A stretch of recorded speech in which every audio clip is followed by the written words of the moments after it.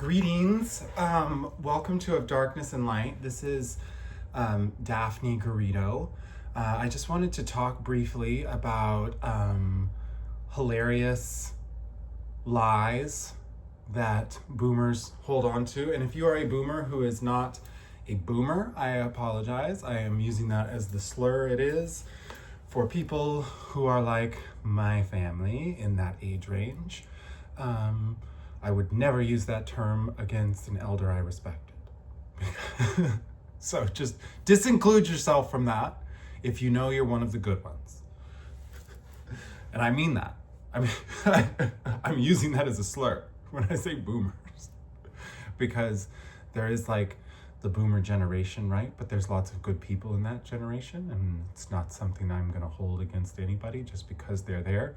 But there is a perception of what the boomer problem is. And the boomer problem is we require you to lie for your family about who you are and about what the truth is, because that's what a good family member does. They don't say anything that they feel. They sacrifice everything about themselves for their family. Put your family first. My mother, when I came out and I told her my name was Daphne Jane, and that I chose Jane because it was my grandmother, her mother, her first name, and that was somebody who meant the most to me in terms of what it meant to be a good woman. Her response was, "We'll see." Okay, yeah, no, guess what? I'm Daphne Jane Garrido, whore. You whore woman. Guess what? My father did a DNA test and found out that he wasn't a Garrido. He's a Kidder. He is a Kidder. That's literally the name. And he got a picture of his real father. And it's like, it looks exactly like old man Grant. Guess what? He's a Kidder, dude. Guess what? I don't look like a Kidder, motherfucker. Like, guess who else doesn't look like a Kidder? My sister, dude. My sister looks like somebody from a totally different family. Because my mom is the biggest lying hoe bag ever. I was always like, how are you with this man you clearly hate? You're banging everybody, dude. There's a guy down the street I met that like, it was like my dad was in love with this like Latino woman and her dorky white guy husband. And I saw my mom and him at the table. I was like, dude, she's macking on this guy. And I've never seen that before.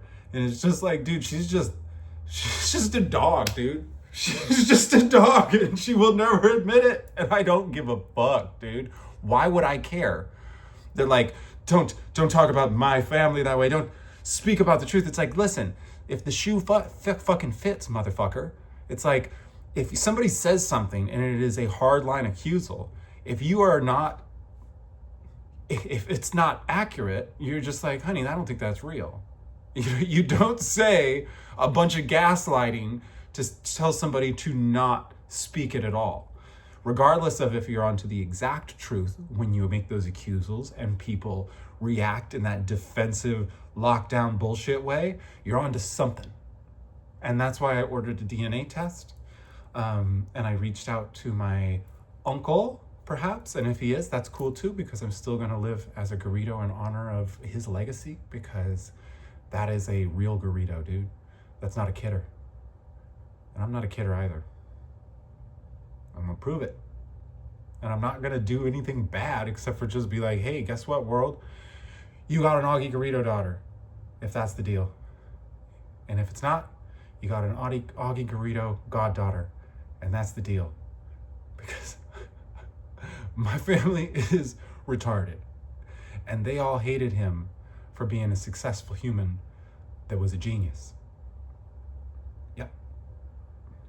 And his sister has an ownership over him, and you can see it if you watch the documentary. She's like, I understand everything about him. He's mine. This is mine. And she like godifies him. He was the biggest asshole ever. He's an angel asshole.